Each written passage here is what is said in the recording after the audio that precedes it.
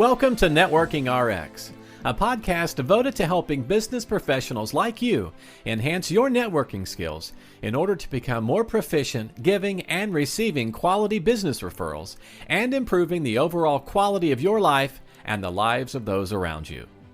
The Networking RX podcast is a production of AmSpirit Business Connections, an organization whose mission is to empower business success through networking. Welcome to the Networking RX podcast. I'm your host, Frank Agin, founder and president of AmSpirit Business Connections. Today, we have a guest with us, Gleb Sapersky. Did I say that right, Gleb? You did. Thank you, Frank. All right. I've been practicing, let me put at the end of that, PhD, and he just might be the smartest person we've ever had on the Networking RX. Not just today. Thank you. All of my guests are smarter than me. That's a low bar, but it's a requirement. All guests have to be smarter than me. But seriously, you have quite a background. Gleb is a cognitive neuroscientist and behavioral economist, and he's the author of 3 books.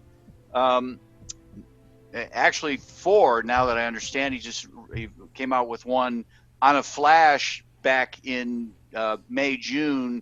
I think he called Resilience. Yes, Resilience, Adapt and Plan for the New Abnormal of the COVID-19 Coronavirus Pandemic.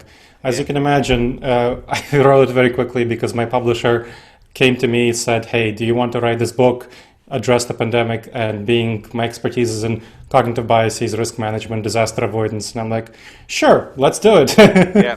So that's out there. And when I got Gleb to agree to come on my podcast, that was just that he had just been it started and all that. But anyhow, his other books are Never Go With Your Gut: How Pioneering Leaders Make the Best Decisions and Avoid Business Disasters, The Truth Seeker's Handbook, a science-based guide, and The Blind Spot Between Us: How to Overcome Unconscious Cognitive Bias and Build Better Relationships. He's truly, I heard him speak. That's where I stumbled across him, but he's truly a thought leader.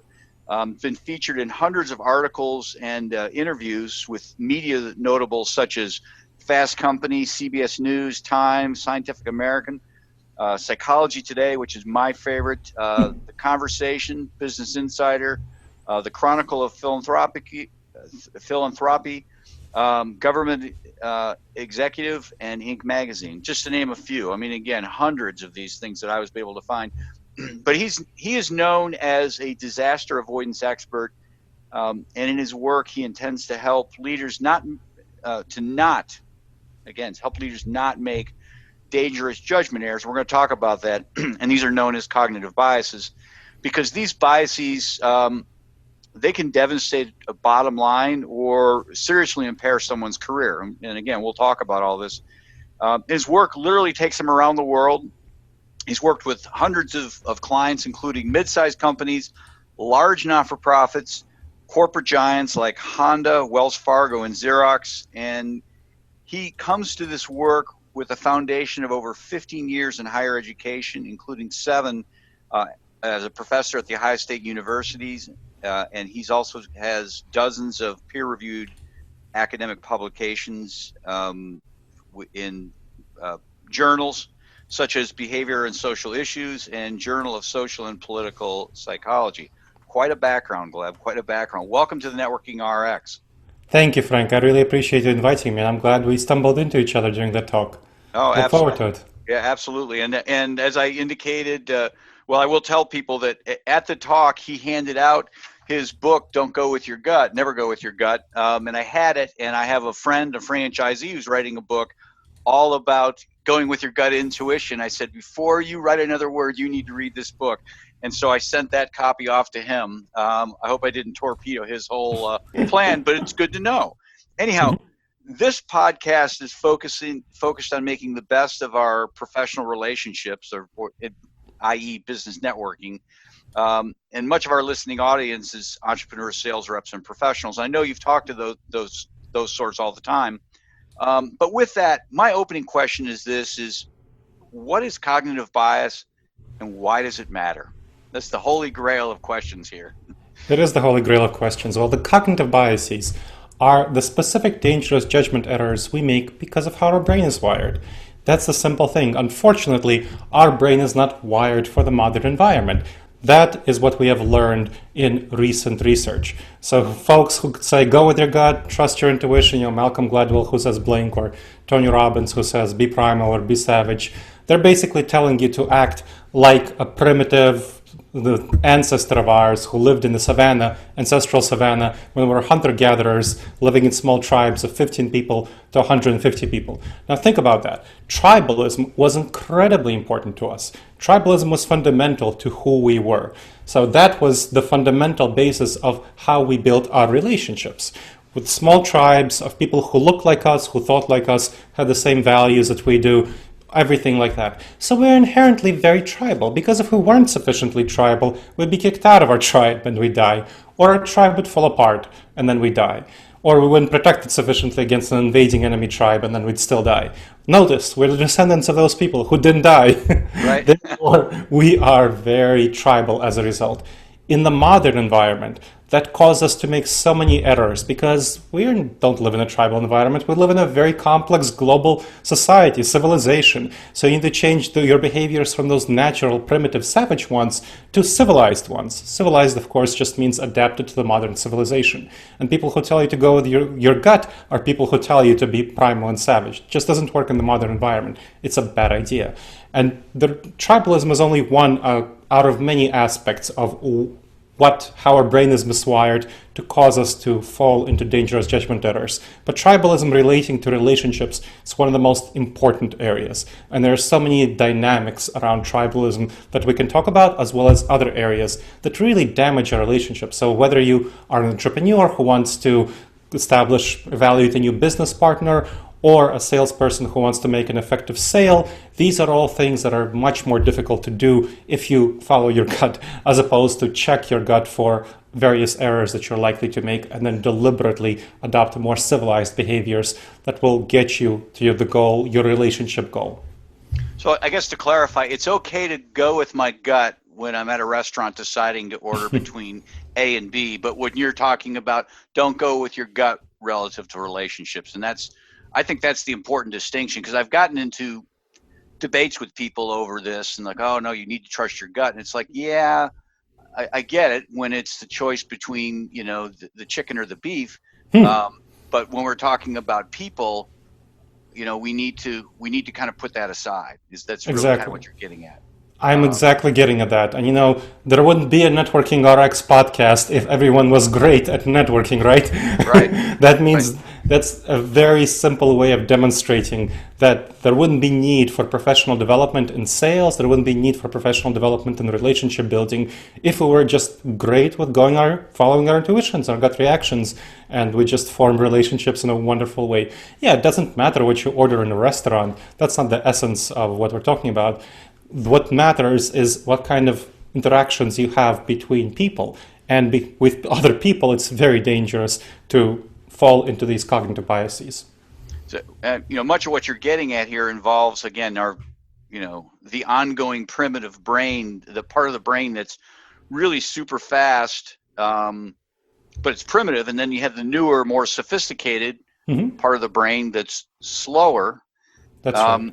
I look at it's like two people. You had that friend in high school. He was fast and dim-witted and always said something, got everybody in trouble. And that's kind of the slow part of the brain. And you wanted to be that slower, more polished friend. And what's happening is the first is getting the second one in trouble, is what it sounds like.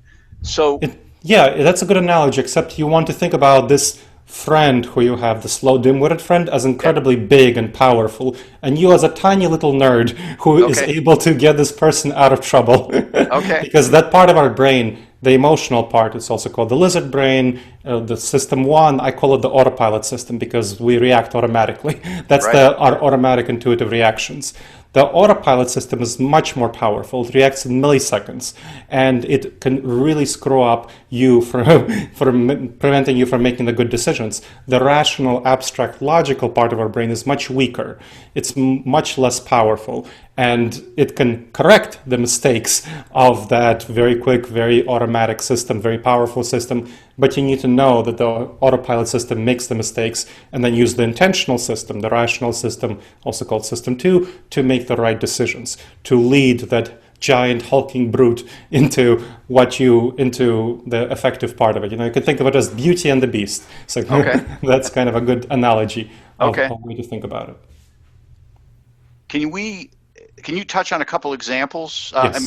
We don't need names of companies or people or anything like that, but just to kind of put context into this is what we're talking about. I love the story in the book. You talk about the Ohio State University, Michigan fans. I'm a Michigan fan. Most of my friends know that.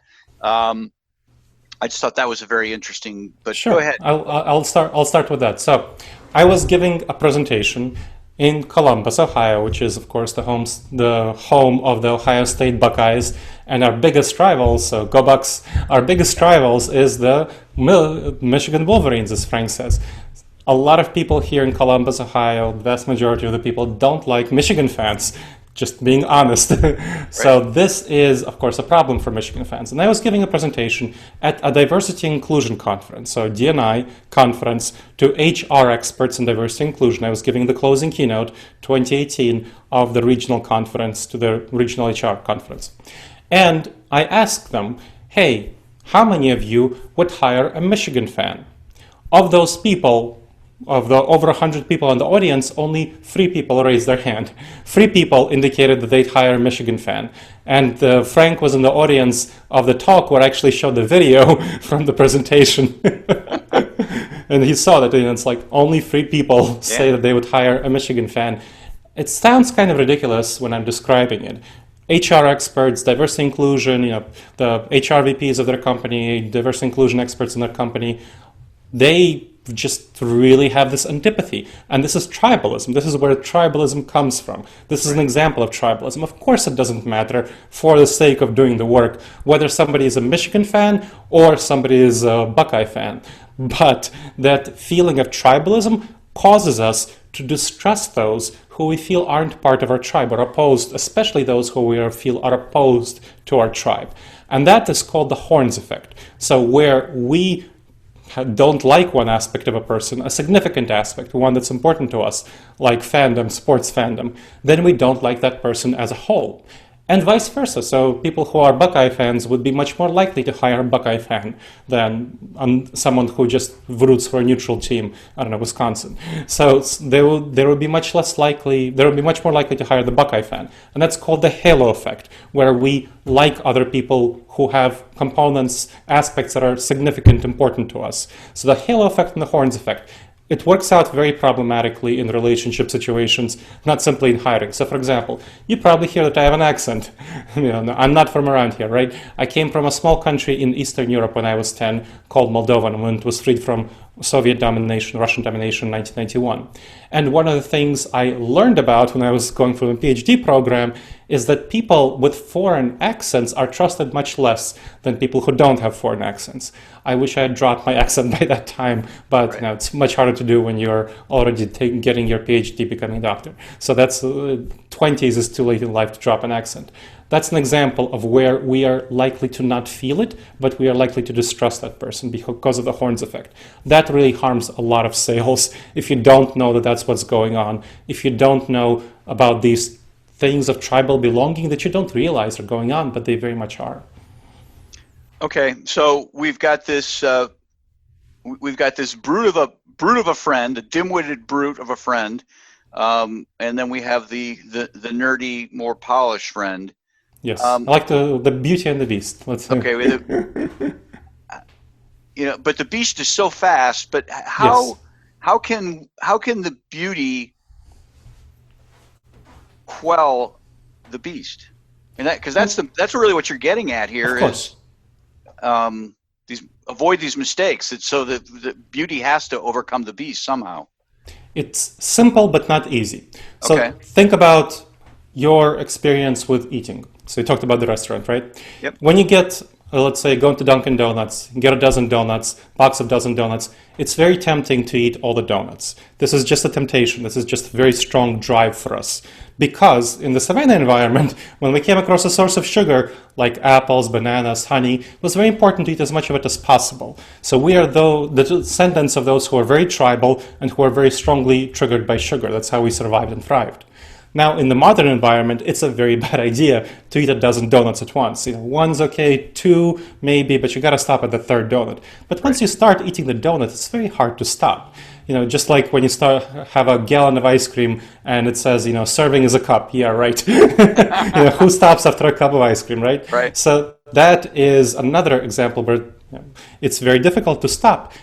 And the feeling of trying to stop yourself and trying to have a healthy diet, trying to eat in a healthy way, is a way that you're overcoming some of those cognitive biases, some of those dangerous judgment errors that we have in our minds regarding your physical fitness. So you know that in regard to physical fitness, you have developed ways, hopefully, of making sure that you eat in a healthy manner. Now, you need to transfer that same combination of willpower and strategy to having mental fitness. The vast majority of people don't have mental fitness. They just, do the equivalent of eating a dozen donuts and ice cream and then watching Netflix on the couch all day. That is how they usually behave in their relationships. That's a terrible idea. It causes so much damage to your relationships when you're not aware that that's the way that you're actually behaving. That's how you're coming across. You need to learn about the dangerous judgment errors, the cognitive biases that we tend to make, and how to address them effectively. So I'll give you another example, just for cognitive bias. I'm not perfect. I suffer from cognitive biases myself. The worst one for me is called the optimism bias. Now, the optimism bias is kind of like it sounds. I think the grass is green on the other side of the hill when it's too often yellow. I'm very oriented toward opportunities and I tend to ignore threats, too much so I make a lot of mistakes. Entrepreneurs are very much like me, so I collaborate really well with other people who are entrepreneurial, because it's kind of hard to start a startup. When you start a startup, you know that about half all startups fail within the first 5 years, about 75% fail within the first 15 years. So that's pretty bad. So you have to be pretty optimistic to do a startup. And so I run a company called Disaster Avoidance Experts, Consulting, Coaching, and Training, 6 people. And I know that. Now, it's very tempting for me to work to build relationships in my workplace with other people who are like me, to hire other optimists. I feel good about working with them. I feel comfortable. I have 20 ideas before breakfast and I think all of them are brilliant, and they tell me that those ideas are brilliant. And then they tell me their own brilliant ideas and they think they're brilliant. But if I only hired optimists in my startup, we would all be running in different directions because we'd have 120 projects each day that we think are brilliant. Now, that's the way that startups fail. That's one of the biggest reasons that startups fail. They're not focused enough. They run out of cash because they're focusing on too many things that aren't profitable in a timely manner. What I need to do, and I learned I need to do this from going through studying these cognitive biases, is make sure to have some pessimists on my team. Hire people who are pessimistic. That's the inverse of the optimism bias. They orient toward threats instead of opportunities. They think the grass is yellow on the other side of the hill, even though it's sometimes green. But what happens with ideas is that I give my 20 brilliant ideas to a pessimist, and they say, these are all half-baked potatoes, but these 3 of these 20 are the least bad. And these 3, here's how we can fix the flaws in these ideas. They're bad at generating ideas because they see the inherent flaws of each idea, but they're really good at figuring out how to fix flaws, evaluating ideas, fix flaws, and then implementing them effectively. So that is a very powerful relationship combination. When you get an optimist and a pessimist together, that's a very powerful relationship combination when you need to make things happen. This is a big problem for salespeople because salespeople overwhelmingly tend to be optimistic. So how many times have you seen salespeople give, if you're a sales manager, give sales targets that are way too high, that they really will not reach these sales targets. They give high targets because they're optimistic, and you need to go against your intuitions and learn, okay, you have consistently not been hitting these sales targets because you set the bar too high. You really need to set the bar lower and figure out when you're optimistic, how do you deal with this optimism bias? And there are ways of dealing with it. So one way I mentioned is to make sure to have a pessimist review your sales targets, if you're an entrepreneur, review your plans before you go forward. Same thing. So review them before they go forward, get that external perspective. And that's an aspect of having mental fitness. You have a specific behavior that you use as an intervention before you make the decision. In the same way that you, when you want to eat healthy, you perhaps don't buy ice cream for your house, or maybe buy a gallon a month or something like that. That's a specific intervention that you can use to build up a healthy mental habit, just like you build up the healthy physical habit of having a healthy diet. Another thing that you can do that I talk about in the book, both of these, is have probabilistic thinking. So probabilistic thinking is a technique where you evaluate your ability to predict the future accurately. And so you say, hey, I will make 100 sales next quarter. Then you learn over time that, hey, you only make 80 sales. And consistently over time, you learn that you're maybe overestimate them by about 20%. Well, that should tell you that you're too optimistic by 20% or so. I mean, I'm too optimistic by about 50%. I learned this about myself and I try to correct for that. And then you can correct for this yourself. So see to what extent you're optimistic, or if you're one of those rare salespeople who's pessimistic. Very hard to find pessimistic salespeople. But if you're one of those rare listeners to the show who's pessimistic, then you figure out how pessimistic you are and correct for that. So that's another strategy. You make a prediction, you evaluate the future, and then you correct going forward. Gotcha. Now, in the blind spot between us, you talked to a series of different biases. You just mentioned optimism, pessimism, and authority and egocentric. Are these more specific names for cognitive biases, or are they entirely different? No, these are specific names for cognitive biases. So if you are curious about the research on this topic, and the book is thoroughly cited, it has citations to a whole bunch of academic articles. If you look at put into Google Scholar the name of a bias, like optimism bias, pessimism bias, halo effect, Horn's effect, confirmation bias, egocentric bias, you will find a lot of articles on these topics, and published in behavioral economics, psychology journals, neuroscience journals, about how our brain works and how that specific bias has come about. So those are the names, specific academic names of the biases. Are there any of the biases more troublesome than others? What you want to find out which ones are most troublesome for you. So I know for me, it's the optimism bias. Different people have the different cognitive biases that are most troublesome for them. One of the most frequent ones is called the confirmation bias, where we tend to look for information that confirms our beliefs and ignore information that doesn't confirm our beliefs. That's very bad. It can be very bad for entrepreneurs and salespeople alike. So I said that one of the top two causes of entrepreneurial failure for startups is startups running out of money because they're not focused enough and disciplined enough. The other biggest failure for startups is misfit of product to market. So misfit of product to market. And that happens overwhelmingly because the founder of a startup falls into confirmation bias. They look for information that confirms their beliefs about the market being there and there being a fit between what they're offering to the market.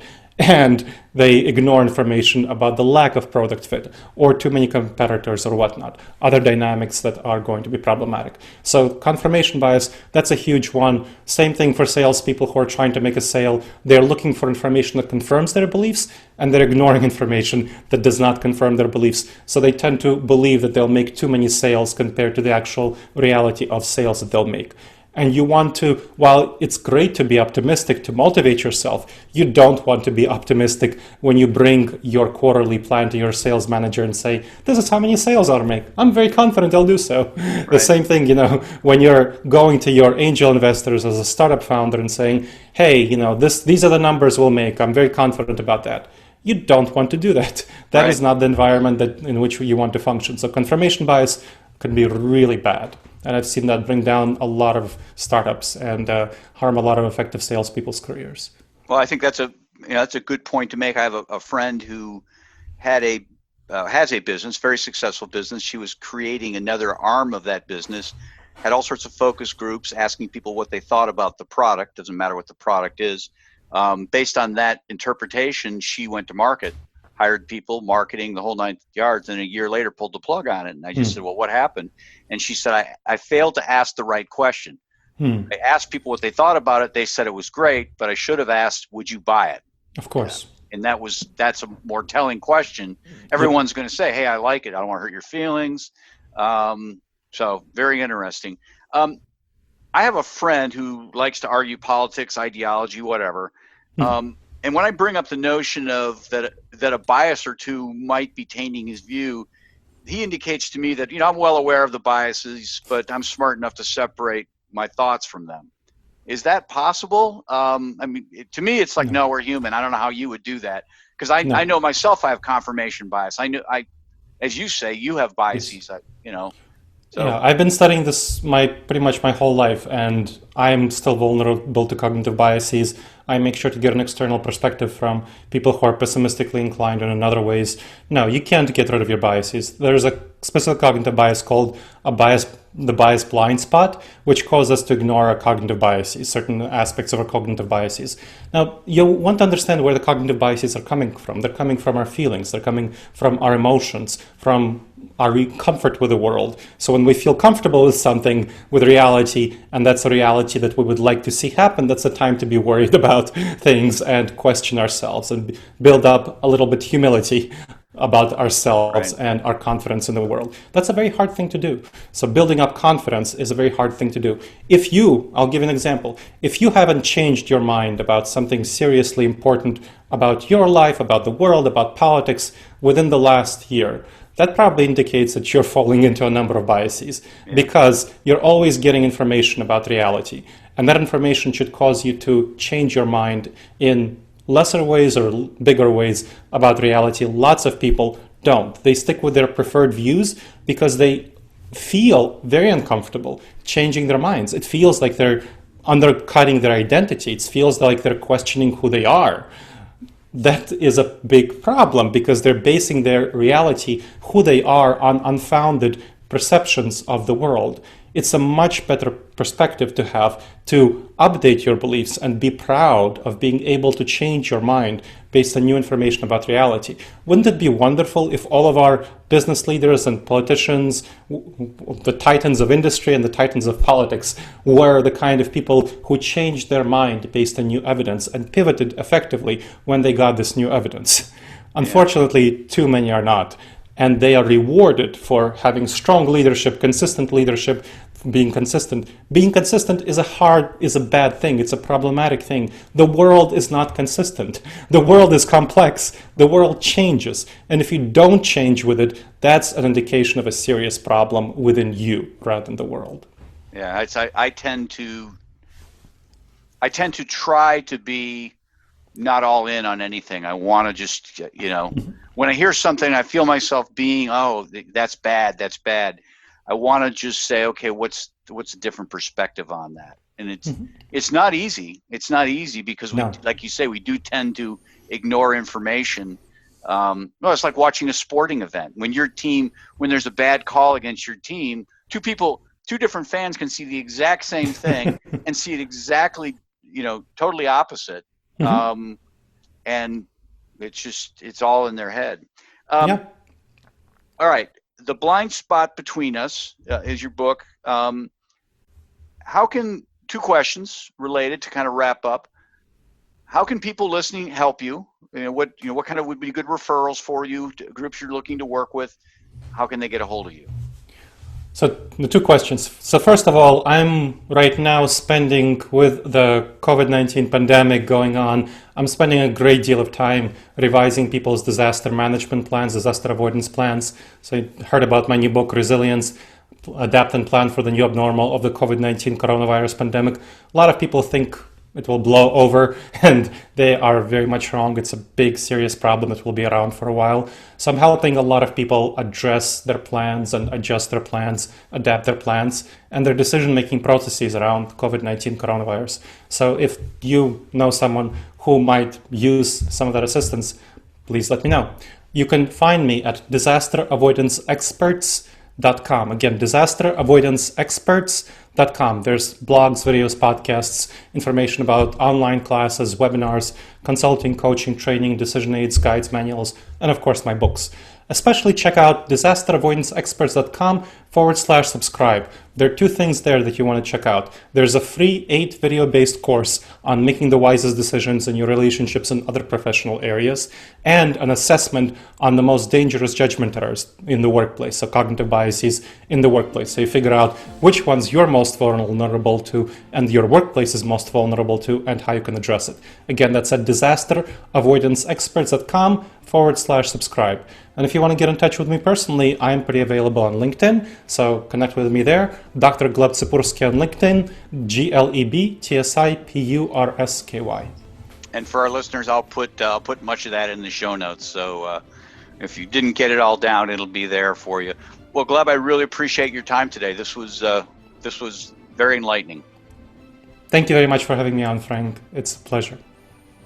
Thanks for joining us on the Networking RX podcast. Please put what you've learned into action today and let us know if you have questions, comments, or ideas for future topics. You can email them to us at podcast@amspirit.com. That's AMSPIRIT.com. Finally, so you never miss an episode, be sure to subscribe to the Networking RX podcast through iTunes, Overcast, or however you receive your podcasts. Now get out and network with someone. The Networking RX podcast is the copyright production of AmSpirit Business Connections. All rights reserved.